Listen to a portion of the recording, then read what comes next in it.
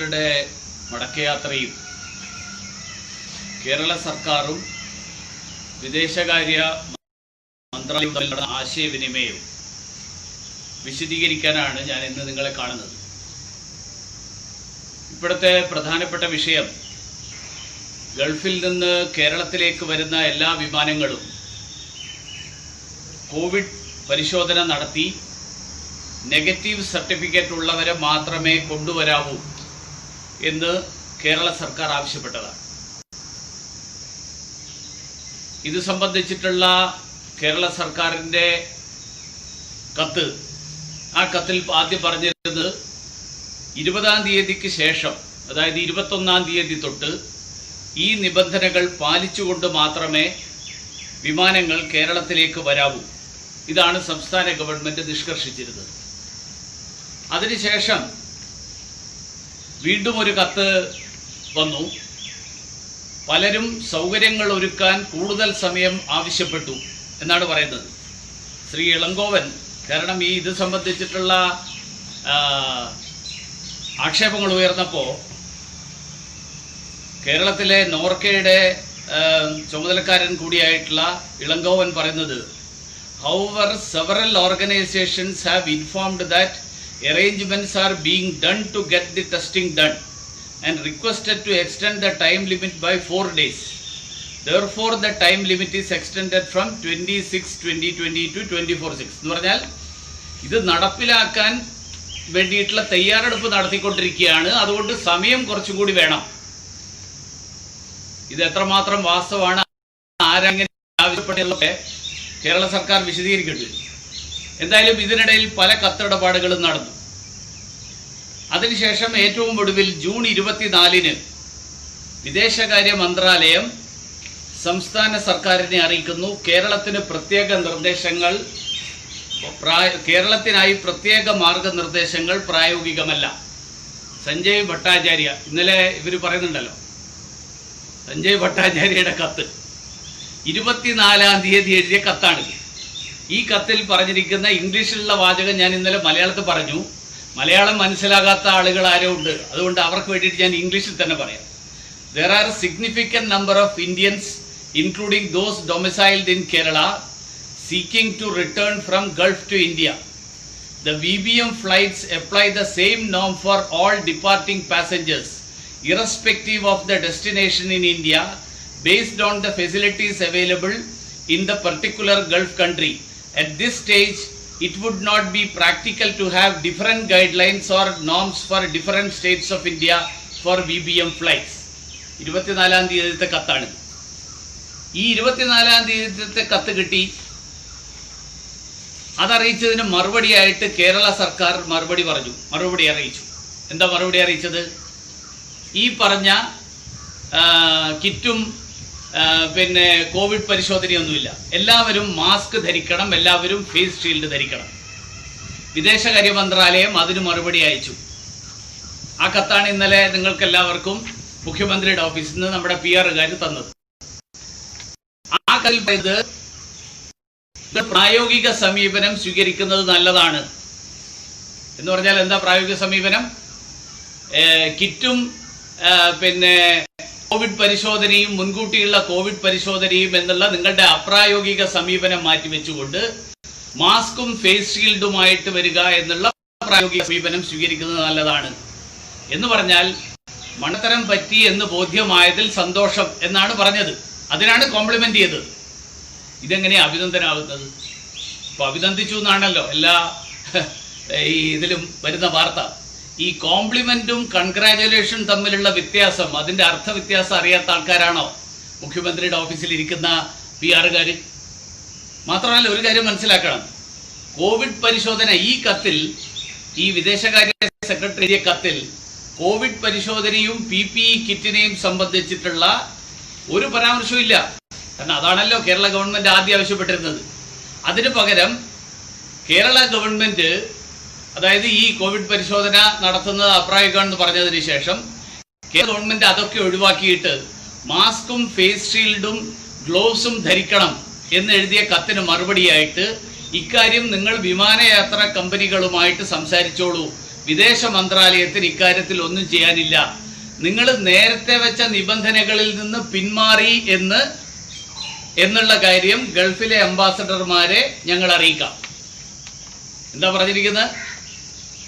You may wish to discuss the special requirements of Kerala government directly with concerned airlines for their cooperation. We shall share your approach with our ambassadors in the Gulf. എന്ന് പറഞ്ഞാൽ നിങ്ങൾ പിന്മാറിയ കാര്യം അംബാസഡർമാരെ അറിയിക്കാം. അത് അഭിനന്ദനമാണെന്ന് പറഞ്ഞിട്ട് കൊട്ടിഘോഷിക്കുന്നതിനെ കുറിച്ചാണ് എനിക്കിന്ന് പറയേണ്ടത്. ഈ ടെസ്റ്റിങ്ങിനെ സംബന്ധിച്ചും PPE കിറ്റ് ധരിക്കുന്നതിനെ സംബന്ധിച്ചും പറഞ്ഞതിന് മറുപടിയായിട്ട് 24-ന് എഴുതിയ കത്ത്, ആദ്യത്തെ കത്ത് ഞാൻ കാണിച്ചത് 24-ാം തീയതിയാണ്. 24-ാം തീയതി എഴുതിയ കത്ത് പൂഴ്ത്തി വെച്ചുകൊണ്ട് തീർത്തും വ്യത്യസ്തമായിട്ടുള്ള പുതിയ പ്രായോഗിക നിർദ്ദേശങ്ങൾ അതിപ്പോഴേ ചെയ്തുകൊണ്ടിരിക്കുക. എല്ലാവരും ഫേസ് മാസ്ക് വെക്കുകയാണ്. വിമാനയാത്രകളിൽ ധാരാളം ആളുകൾ ഫേസ് ഷീൽഡ് വെക്കുന്നുണ്ട്. അപ്പോൾ ആ പ്രായോഗിക നിർദ്ദേശങ്ങളുടെ കാര്യത്തിൽ നൽകിയ മറുപടി, അതിന് നൽകിയ മറുപടി പുറത്തുവിടുന്നു. 24-ന്റെ കത്ത് പൂഴ്ത്തി വെക്കുന്നു, 25-ന്റെ കത്ത് പുറത്തുവിടുന്നു. നമ്മൾ കഴിഞ്ഞ ദിവസങ്ങളിൽ കണ്ടു, UN വെബിനാറിൽ പങ്കെടുത്തതിന് പോലും PR വർക്കിന് വേണ്ടിയിട്ട് ഉപയോഗിക്കുന്ന ഒരു സ്ഥിതിയിലാണ് കേരളം. ഇങ്ങനെയുള്ള വെബിനാറുകളിൽ ഈ ധാരാളം നമ്മളൊക്കെ പങ്കെടുക്കാറുണ്ട്. ഞാൻ കഴിഞ്ഞ ദിവസം മിനിയാന്ന് പാലസ്തീനെ സംബന്ധിച്ചിട്ടുള്ള ഒന്നിൽ പങ്കെടുത്തു. ഇന്ന് വാഴ്സ കരാറിനെ സംബന്ധിച്ച് മറ്റൊന്നിൽ പങ്കെടുക്കുകയാണ്. ഇതിനൊക്കെ ഫ്ലെക്സ് വെക്കാനും ഇതിനൊക്കെ PR വർക്ക് ചെയ്യാനും തുടങ്ങിക്കഴിഞ്ഞാൽ നമുക്ക് ഈ PR വർക്ക് ചെയ്യാനേ സമയം ഉണ്ടാവുള്ളൂ. മാത്രമല്ല, കേന്ദ്രവും സംസ്ഥാനവും തമ്മിൽ കത്തിടപാടുകൾ നടത്തും.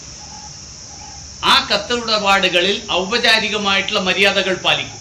എന്ന് പറഞ്ഞാൽ നിങ്ങളുടെ കത്ത് കിട്ടി, we compliment you for the pragmatic approach എന്ന് എഴുതി കഴിഞ്ഞാൽ അത് കോവിഡ് പരിശോധന നടത്തുന്നതോ കോവിഡിന്റെ കാര്യത്തിൽ എടുക്കുന്ന സമീപനം ഒന്നുമല്ല. നിങ്ങൾ പ്രായോഗിക സമീപനം, നേരത്തെ എടുത്തിരുന്ന അപ്രായോഗിക സമീപനം മാറ്റി പ്രായോഗിക സമീപനത്തിലേക്ക് നിങ്ങൾ വന്നതിൽ സന്തോഷം എന്നാണ് ഈ പറഞ്ഞതിന്റെ അർത്ഥം. അപ്പോ ഇത് പറയുന്നതിന് പോലും കത്ത് പുറത്തുവിട്ട് PR വർക്കിന് വേണ്ടിയിട്ട് ഉപയോഗിക്കുക എന്ന് പറയുമ്പോൾ അതിന് അല്പത്തരം എന്നല്ലാതെ എന്താ പറയുക? കാരണം നമ്മളൊരു വലിയ യുദ്ധം നേരിട്ടുകൊണ്ടിരിക്കുകയാണ്. ആ യുദ്ധം നേരിട്ടുകൊണ്ടിരിക്കുമ്പോൾ യുദ്ധം ജയിച്ചതിന്റെ പേരിൽ മേനി നടിക്കാം, അതിനുശേഷം യുദ്ധം ജയിച്ചു എന്ന് പറഞ്ഞിട്ട് PR വർക്ക് നടത്താം. പക്ഷെ ഈ യുദ്ധത്തിനിടയിൽ ഇതുപോലുള്ള ഈ അല്പത്തരം കാണിക്കുന്നത് മലയാളികളെ മുഴുവൻ പരിഹാസ്യരാക്കല്ലേ. കേരളീയർ എന്ന് പറയുന്നത് വളരെ സാക്ഷരതയുള്ള ആൾക്കാരാണ്. ആ സാക്ഷരതയുള്ള ആൾക്കാരുടെ മുന്നിൽ കോംപ്ലിമെന്റ് എന്നുള്ള വാക്കെടുത്ത് വെച്ചിട്ട് ആ ഒരു വാക്കിന്റെ പേരിൽ ഒരു വലിയ PR എക്സസൈസ് നടത്തുക എന്ന് പറഞ്ഞു കഴിഞ്ഞാൽ അതിന് അല്പത്തരം എന്നല്ലാതെ വേറെ എന്ത് പേര് വെച്ച് വിശേഷിപ്പിക്കും? അങ്ങനെ മലയാളികളെ പരിഹാസ്യരാക്കാൻ ശ്രമിക്കരുത്. കേന്ദ്ര സർക്കാർ ഇനിയും കത്തുകൾ എഴുതും. കേന്ദ്ര സർക്കാർ കേരളത്തിന് മാത്രമല്ല കത്തുകൾ എഴുതുന്നത്.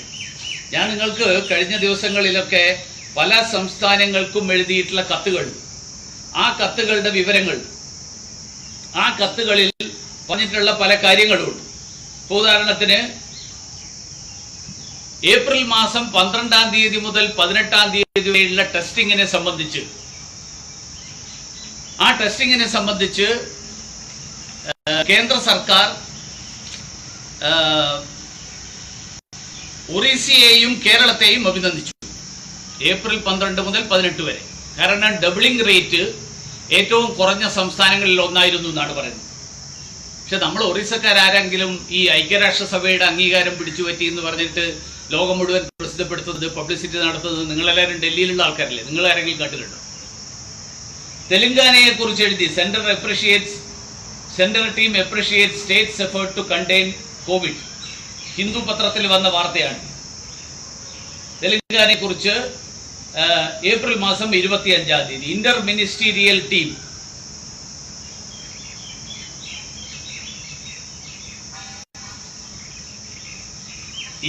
Inter-Ministerial Central Team, which arrived in the state on Saturday on a 3-day tour, has appreciated the initiative taken by the state government to contain coronavirus. Haryana appreciate edu. Center appreciates Haryana over timely disposal of public grievances related to COVID. March 30-ാം തീയതി മുതൽ May 6 വരെയുള്ള കാലയളവിലുള്ള വിവിധ പരാതികൾ. പക്ഷേ ഇവരാരും ഇത് PR വർക്കിന് വേണ്ടിയിട്ട് ഉപയോഗിക്കുന്നത് നമ്മളാരും കണ്ടിട്ടില്ല. അപ്പോൾ PR വർക്കല്ല ഇപ്പോൾ പ്രധാനം. ഈ PR വർക്കിന് വേണ്ടിയിട്ട് ഉപയോഗിക്കുന്ന പണം നമുക്ക് ക്വാറന്റൈൻ സെന്ററുകൾ ഉണ്ടാക്കുക, നമുക്ക് ടെസ്റ്റിംഗ് വർദ്ധിപ്പിക്കുക, ഇതൊക്കെ വേണ്ടിയിട്ടാണ് ഉപയോഗിക്കേണ്ടത്. അതല്ലാതെ PR-ലൂടെ ഈ കോവിഡിനെ പ്രതിരോധിക്കാൻ പറ്റില്ല. ഇപ്പൊ ഞാൻ ഇന്നലെ പറഞ്ഞ 6 വിഷയങ്ങൾ, ഈ 6 വിഷയങ്ങളിൽ ഒരു കാര്യത്തിന് പോലും മറുപടിയില്ല. എന്താ പറഞ്ഞേ? ഒന്ന്, മറ്റ് രാജ്യങ്ങളിലെ ആരോഗ്യ പ്രോട്ടോക്കോളിൽ നമുക്ക് ഇടപെടാൻ കഴിയില്ല. ട്രൂനാറ്റ് പരിശോധന പ്രായോഗികമല്ല. 3, നമ്മൾ സ്വയം പരിശോധന നടത്താതിരിക്കുകയും മറ്റുള്ളവരോട് പരിശോധന നടത്തണമെന്ന് ആവശ്യപ്പെടുകയും ചെയ്യുന്നതിലെ വൈരുദ്ധ്യം ഞാൻ ഇന്നലെ പറഞ്ഞു. മുഖ്യമന്ത്രി പറയുന്ന സൂപ്പർ സ്പ്രെഡ് എന്ന അടിസ്ഥാനരഹിതവും പ്രവാസികളെ ലക്ഷ്യം വെച്ചുകൊണ്ടുള്ളതുമായിട്ടുള്ള പ്രയോഗം നമുക്കറിയാം. പ്രവാസികൾ രോഗവാഹകരാണെന്നാണ് കേരളത്തിലെ ചില മന്ത്രിമാർ നേരത്തെ പറഞ്ഞത്. അതിനെ ഒരു പടി കൂടി കടത്തിയിട്ട് പറഞ്ഞിരിക്കുന്നത് അവർ വെറും രോഗവാഹകരല്ല, അവർ സൂപ്പർ സ്പ്രെഡുകാരാണ് എന്ന് പറഞ്ഞാൽ രോഗത്തിന്റെ തീവ്രഗതിയിലുള്ള രോഗവ്യാപനം നടത്തിക്കുന്ന ആളുകളാണ് പ്രവാസികൾ. കാരണം ആഭ്യന്തര വിമാനങ്ങൾ വരുന്ന ആൾക്കാർക്ക് അതൊന്നും ബാധിക്കില്ല. പ്രവാസികളെ മാത്രം ഇത് ബാധിക്കും എന്ന് പറയുമ്പോൾ പ്രവാസികളെ മാത്രമായിട്ടാണല്ലോ സൂപ്പർ സ്പ്രെഡുകാരായിട്ട് പറയുന്നത്. അപ്പോ ഇങ്ങനെ പറയുന്നതിലെ തെറ്റ്, ശരിയല്ലായ്മ ഞാൻ ഇന്നലെ പറഞ്ഞു. മാത്രമല്ല, വിവാഹ പാർട്ടികളെ കോവിഡ് നിയന്ത്രണങ്ങളിൽ നിന്ന് ഒഴിവാക്കുന്ന കാര്യത്തിലുള്ള അശാസ്ത്രീയത ഇന്നലെ സൂചിപ്പിച്ചു. കോവിഡ് രോഗികൾക്കായിട്ടുള്ള പ്രത്യേക വിമാന സർവീസിന്റെ കാര്യം പറഞ്ഞു.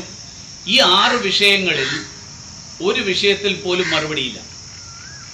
മുരളീധരന് വ്യക്തതയില്ലെങ്കിൽ കേന്ദ്ര സർക്കാരിനോട് ചോദിക്കുന്നു മറ്റൊരു ഉപദേശവും. എങ്ങനെയുണ്ട്? മുരളീധരൻ കേന്ദ്ര സർക്കാരിൽ വിദേശകാര്യമന്ത്രിയാണ്. അത് പിണറായി വിജയൻ ഇനിയെങ്കിലും മനസ്സിലാക്കണം, ഇത്രയും കാലം മനസ്സിലായില്ലെങ്കിൽ. അതുകൊണ്ട് വിദേശകാര്യ വകുപ്പിൽ നടക്കുന്നതും കേന്ദ്ര സർക്കാരിൽ നടക്കുന്ന കാര്യങ്ങളും എനിക്കും അറിയാം, മനസ്സിലാവും. വിനയപൂർവ്വം ഞാൻ പറയാം. എല്ലാം അറിയാമെന്ന് അവിടുന്ന് ചില ആൾക്കാർ പറയുന്ന പോലെ ഞാൻ പറയുന്നില്ല. പക്ഷേ എനിക്കും കുറേയൊക്കെ അറിയാം. അതുകൊണ്ട് ഒരു കാര്യം ഞാൻ അംഗീകരിക്കുകയാണ് ഇതൊക്കെ പറയുമ്പോൾ.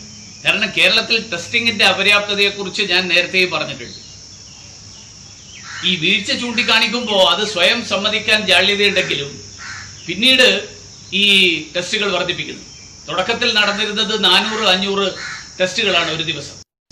പിന്നെ അത് കഷ്ടിച്ച് 1000 മുതൽ 4000 വരെയായി. ഇന്നലെയും ഞാൻ ടെസ്റ്റിന്റെ കാര്യം പറഞ്ഞു.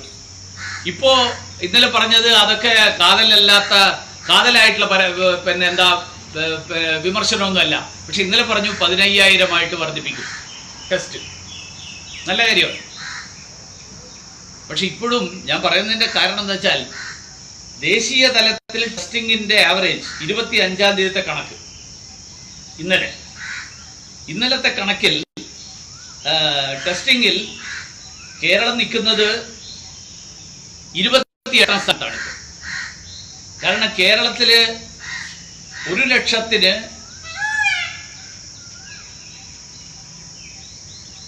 372 പേരെയാണ് ടെസ്റ്റ് ചെയ്യുന്നത്. ദേശീയ ശരാശരി 553. 1,00,000-ന് 553.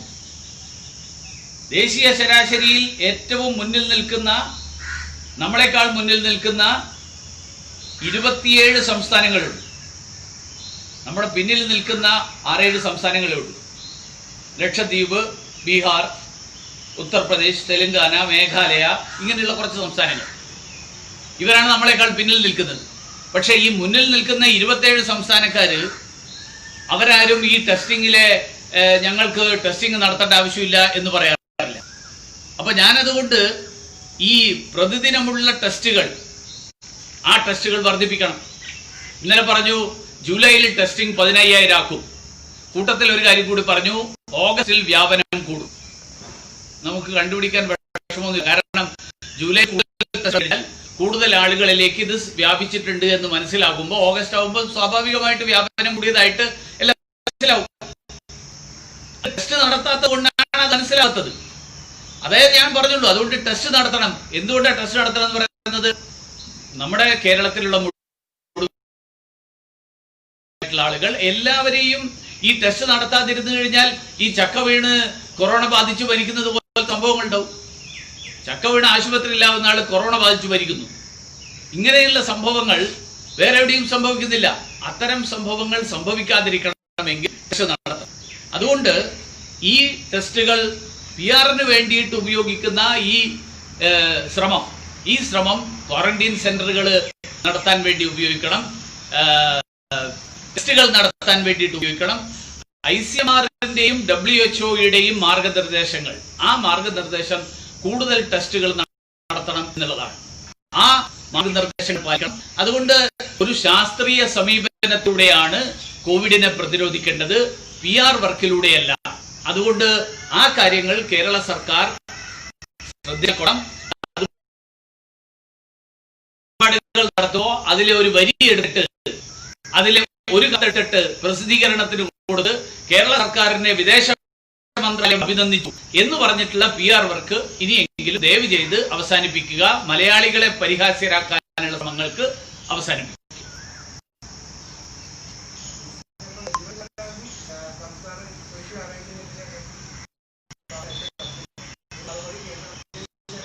അതെ, ആ കാര്യം പുറത്തുവിട്ടു. 24-ാം തീയതി ടെസ്റ്റുകളെ സംബന്ധിച്ചും PPE കിറ്റുകളെ സംബന്ധിച്ചും ഒക്കെ പറഞ്ഞ കത്തിന് മറുപടിയായിട്ട് അയച്ച മറുപടി, ആ മറുപടിയിലാണ് പറഞ്ഞത് കേരളത്തിന് മാത്രമായിട്ട് പ്രത്യേക മാനദണ്ഡ ഇത് പ്രായോഗികമല്ല, അത് പൂഴ്ത്തിവെച്ചു. എന്നിട്ട് രണ്ടാമത് അതിന് മറുപടിയായിട്ട് പറഞ്ഞു ഞങ്ങൾ മാസ്കും ഗ്ലൗസും ഒക്കെ ധരിച്ചു വന്നോട്ടെ, അത് ധരിക്കാൻ പറ്റുമല്ലോ. അപ്പൊ പറഞ്ഞു നല്ല കാര്യമാണത് ധരിക്കുന്നത്, പക്ഷെ അത് വിമാന കമ്പനിയായിട്ട് നിങ്ങൾ സംസാരിക്കും. അത് 25-ന് ഇന്നലെ ആ കത്താണ് നിങ്ങൾക്കിപ്പോ വിദേശ മന്ത്രാലയം അഭിനന്ദിച്ചു എന്ന് പറയുന്നത്. ആ അഭിനന്ദനവും കോംപ്ലിമെന്റ് എന്നുള്ള വാക്ക്, ആ വാക്കിനെയാണ് അഭിനന്ദനമാക്കിയിരിക്കുന്നത്.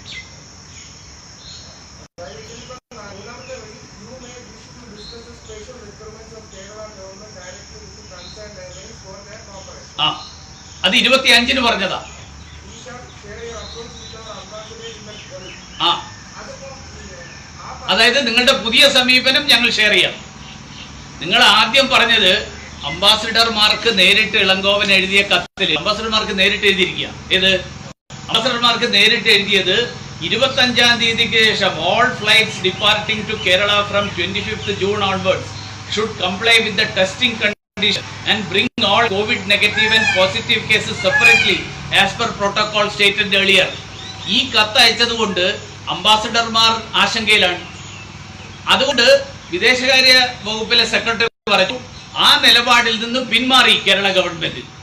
പുതിയ നിലപാട് അംബാസഡർമാരെ ഞങ്ങൾ അറിയിച്ചോളാം, അതുകൊണ്ട് നിങ്ങൾക്ക് VVM ഫ്ലൈറ്റുകളിൽ ആളുകളെ ബുക്കിംഗ് തുടരാം. ഇതാണ് പറഞ്ഞത്, അല്ലാതെ കേരള ഗവൺമെന്റിന്റെ അഭിനന്ദനം അറിയിക്കാന്നല്ല. അർത്ഥം മനസ്സിലാക്കാത്തത്. അതെ,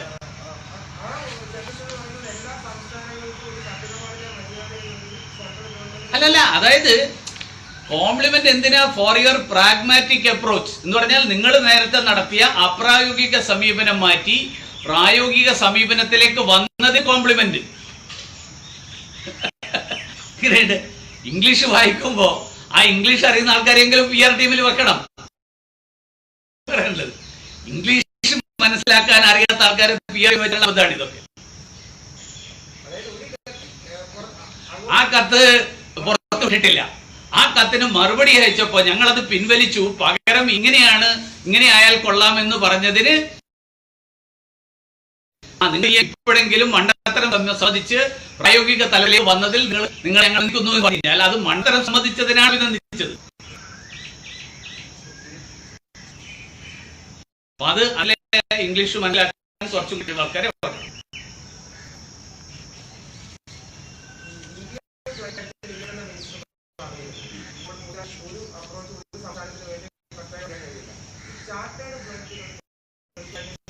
ചർച്ച ചെയ്യണം.